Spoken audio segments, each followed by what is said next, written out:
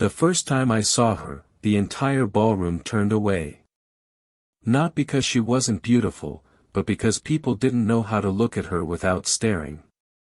The lights inside the Grand Regent Hotel in Chicago shimmered like fallen stars, reflecting off crystal chandeliers and polished marble floors. The annual Valentine Foundation Gala was the most powerful charity event in Illinois, hosted by tech billionaire Marcus Valentine. Politicians, investors, celebrities, they were all there. And I was just Ethan Caldwell, a junior events coordinator who had begged for this job after my father's construction accident left our family drowning in debt. Then she stepped into the room.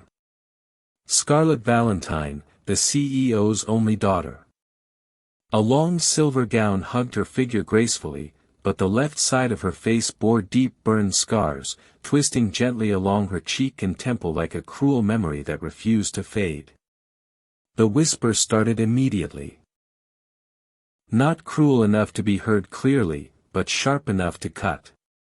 If you believe in kindness and second chances and seeing people for who they truly are, take a second right now to like this video, comment where you're watching from. Share it with someone who needs hope, and subscribe to Kind Soul Stories. Because stories like this deserve to be felt, not just heard. I wasn't supposed to be on the ballroom floor. My job was behind the scenes, checking lighting cues, coordinating wait staff, ensuring everything ran perfectly. But when the band announced a formal dance segment and couples began pairing off, I saw something that made my chest tighten. Scarlett stood alone. Not one man approached her. Not one. Some pretended to adjust their watches. Others suddenly became fascinated with their champagne glasses. Even the men who moments earlier had been boasting about their bravery and business battles couldn't muster the courage to cross the floor. I didn't know her story yet. I didn't know how she got those scars. All I knew was the look in her eyes. Not anger, not bitterness, but exhaustion. The exhaustion of being avoided. My supervisor, Graham Foster, hissed at me from the sidelines to keep moving. But something inside me refused. I crossed the ballroom. Every step felt louder than the music. I was acutely aware of who she was. The daughter of a man who could end my career with a single phone call. But I was also aware of who she wasn't in that moment. She wasn't the CEO's daughter. She was just a woman standing alone. When I reached her, I bowed slightly, extended my hand, and asked her to dance. The room froze. Scarlett blinked at me, surprised. Her unscarred eyes shimmered under the chandelier light. For a heartbeat, I thought she might refuse out of habit. Instead, she placed her hand in mine. Her fingers were warm, trembling just slightly. As we stepped onto the dance floor, I could feel hundreds of eyes digging into us. I wasn't a polished dancer like the executives gliding nearby. I was stiff, nervous, but I kept my focus on her. Not her scars, but her smiles slowly forming as we moved in rhythm. Up close, I could see the faint outline of graft lines near her jaw. They didn't frighten me. They told a story of survival.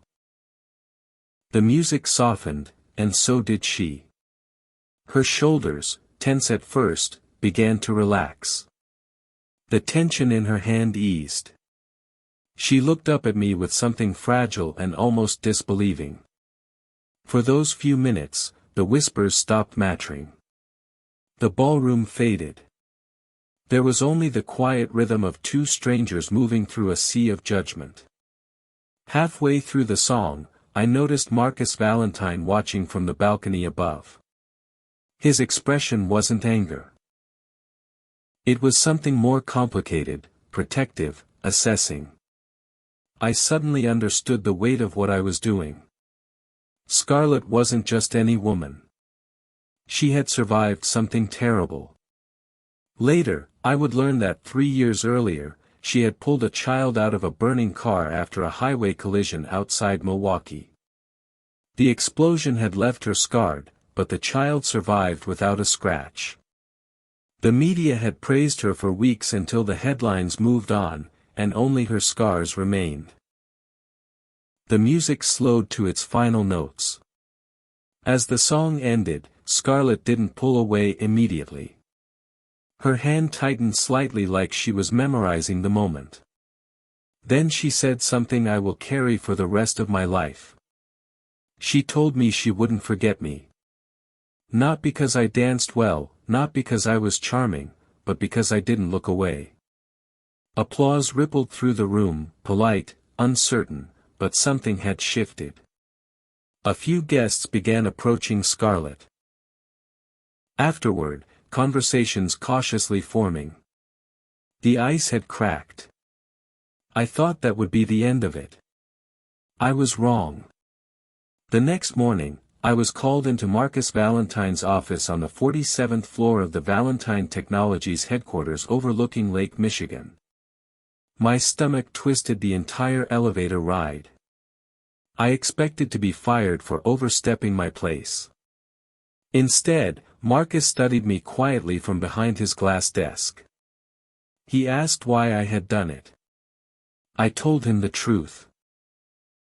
I said, "No one deserves to stand alone like that." He didn't respond immediately. Then he told me something that shook me. Scarlett hadn't attended a public event in nearly a year. She had refused therapy, refused interviews, refused almost everything. But last night after the gala, she had asked about me. That conversation changed the direction of my life. Marcus offered me a position, not because I impressed him professionally, but because his daughter had smiled for the first time in months. I became part of the Valentine Foundation's outreach team, helping coordinate hospital visits for burn survivors and organizing scholarships for first responders' families. Scarlett began attending meetings quietly at first, standing beside me during events, slowly reclaiming the spaces she had abandoned. The first time she spoke publicly again was at a children's hospital in Detroit. Her voice trembled as she removed the silk scarf she sometimes wore and showed her scars openly to a room full of young patients. She told them survival was nothing to hide. I stood offstage, heart pounding with pride. But growth isn't linear. There were setbacks. Online trolls resurfaced old photos.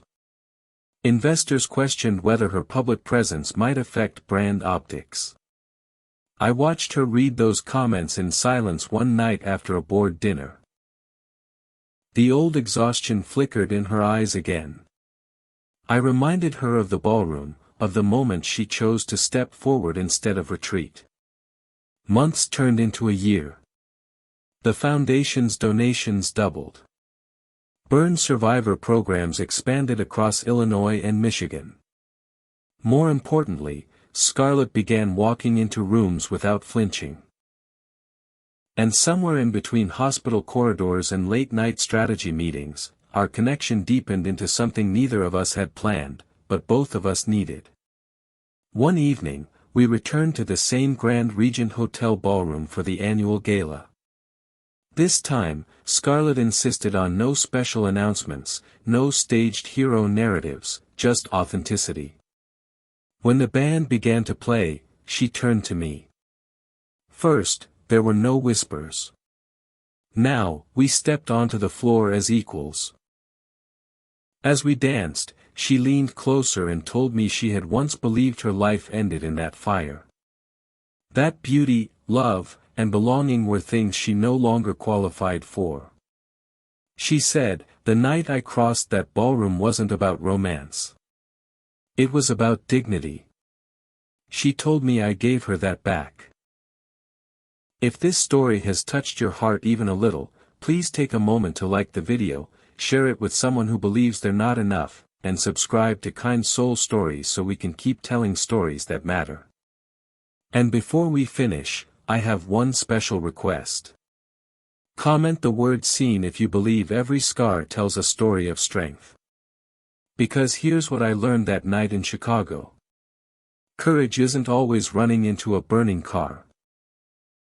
Sometimes it's walking across a quiet ballroom when everyone else chooses comfort. Scarlett once told me she wouldn't forget me. The truth is, I will never forget her either. Not for the scars, but for the way she taught an entire room and a man like me that the bravest thing you can do is let yourself be seen.